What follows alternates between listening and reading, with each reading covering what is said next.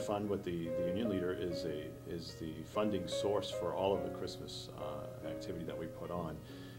The food baskets, the gift cards, the toys, all that kind of stuff is courtesy of Santa Fund. But it takes a great resource to be able to run it, 4, 5, 6 nights a week now between the kids and the teens.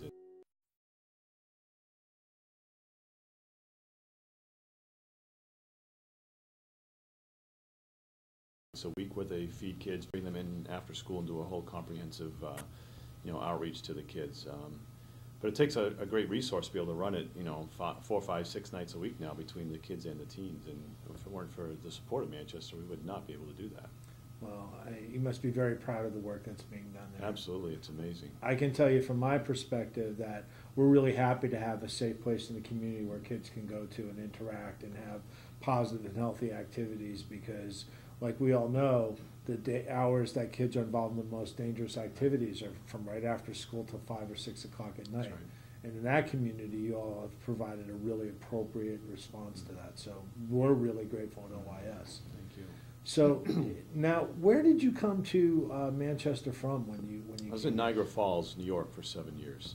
All right, and similarities, differences between the two communities for you? Wow, Niagara Falls, New York is an old chemical town. And when the chemical plants left, they left behind polluted soils, buildings, properties people didn't want to touch. Wow. The city has gone from about 105,000 in the 70s to about half of that today. Wow. And half of that population are seniors or people that are on a fixed income, half of the households in that community. So you have a multiple of social problems or challenges within that community. 1/3 of the families are single parent families.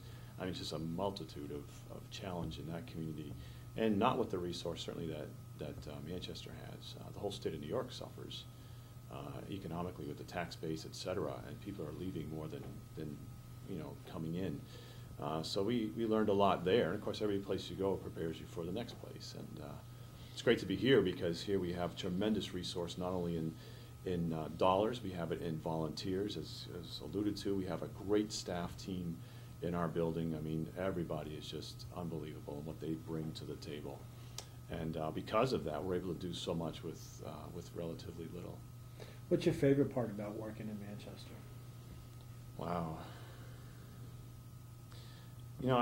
I've been dealing with some things in the recent few months as we push into a very busy time of year. And I think, I'm a New Hampshire, I'm a Manchester boy, so that's pretty unusual in Salvation Army circles. I mean, that's certainly a heavy weight there. But to be honest with you, what I've been really processing, I haven't even shared this with my staff, I think it's the thing that really endears me most right now is the relationships we've made with our staff team and with our volunteer team unto the people that we serve. I think that is absolutely unmatched in a lot of the places where I've come from.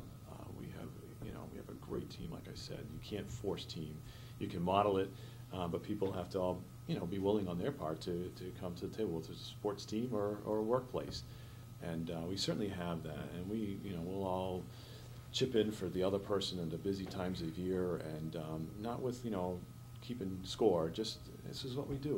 We're a family here. We got a mission. We're serving all of these people. In order to get that done, we got to link arms and do it. And I think that's really priceless.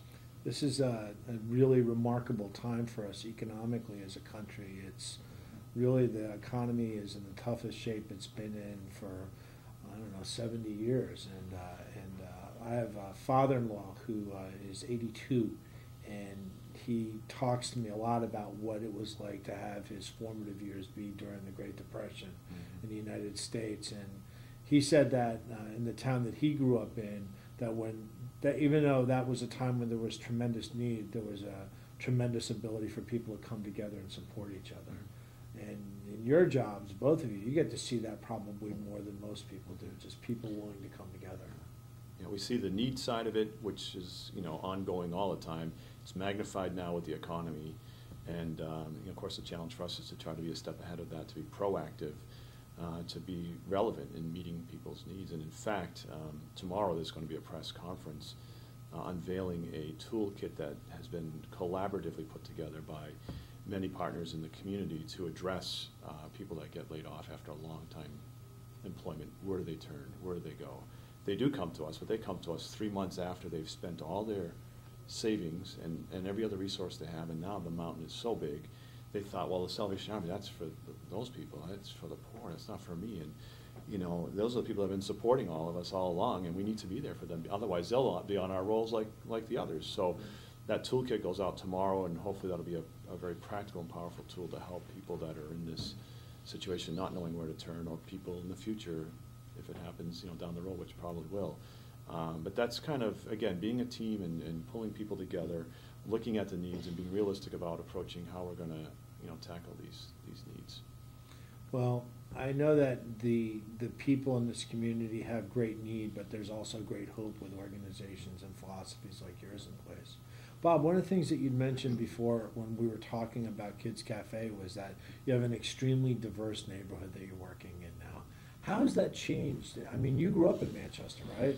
Yes, I grew up in Manchester. So It's tell me a little changed bit about- dramatically. As a matter of fact, I was just talking to one of my former employees that was employed with us, who was one of the first Hispanics in the community, and he just mentioned that, you know, the whites were definitely a minority. Now we're definitely, you know, majority. Now we're definitely a minority. We just ran some stats last week for United Way, and we are pretty, as far as it's pretty equal, right? Came out as being pretty equal as far Third, as a third, a third. a third as far as our clientele, based on last year's numbers for Kids Cafe.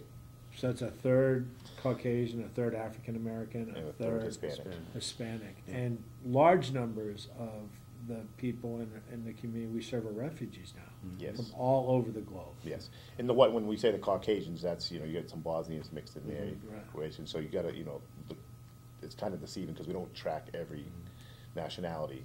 We primarily keep them in them 3 categories. How do you think that has changed your role in Kids Cafe over the last 15 years? How does the changing demographic of the city change the job that Kids Cafe is trying to do? And the biggest notice is in our food preparation. I was gonna say, yeah. You know, pork is pretty much off the menu now. Oh, pork, okay. Because once in a great while, but very seldomly. It's really taught us to be very tolerant of other cultures and just trying to learn them. I mean, that's been my biggest take, especially with the African refugees, just learning all the different cultures within the culture. Right. So it's been challenging, but, you know, kids adapt really quickly, much quicker than the parents do. So the kids learn, they become Americanized very quickly, as I like to say it. So, you know, working with the kids is a lot easier than, you know, primarily working with the parents. We at the Office of Youth Services have been concerned for a few years now about the different cultures and possibilities of them actually clashing against each other and having, you know, dramatic kind of violent confrontations with each other or whatever. And as a result, you were actually instrumental in helping us receive some resource from the Department of Justice to try to figure out some ways of strategizing and making our community safe for all young people. And to that mean, you've allowed Carlos Agadello and Mario Pena to come over and work with you both at Kids Cafe and at the Teen Nights. How's that been going? Been going great. Them 2 guys have really adapted to these kids in this community very quickly. The kids love them. They're very approachable. They've been helping us out in both Kids Cafe and Teens, so it's great to have that extra, you know, professional resource body there to, you know, be proactive with the kids and anything we see, which we have been quite on a few occasions, as you know, been proactive and you know, reacted to things that we've seen coming up to try and divert the possibility of any problems. Well, I'm really glad that you're letting us work with the kids that are over there, and I'm glad that we're able to make sure that the community is a little bit safer for everybody involved. That's really a huge goal for us. Now, segueing a little bit from Kids Cafe to the Teen Nights, Friday and Saturday nights, let's talk a little bit about that and about that program in the city. It's a safe haven for youth. It's, Friday and Saturdays, you know, there's not much for the kids to do in the city. You know, and that's one big change that's happened since 15 years ago. There used to be roller rinks, there was, you know, affordable movie theaters, and primarily at one movie theater now. Nothing else for the kids to do. We worked very hard to shut down the under 21, you know, club nights, so it leaves them on the streets. So by being there Friday and Saturday night, it provides them a safe environment to be in with professional adults. Friday night is primarily my staff and volunteers, along with OIS people there to help out manage that crowd, and then on Saturday we're, you know, funded by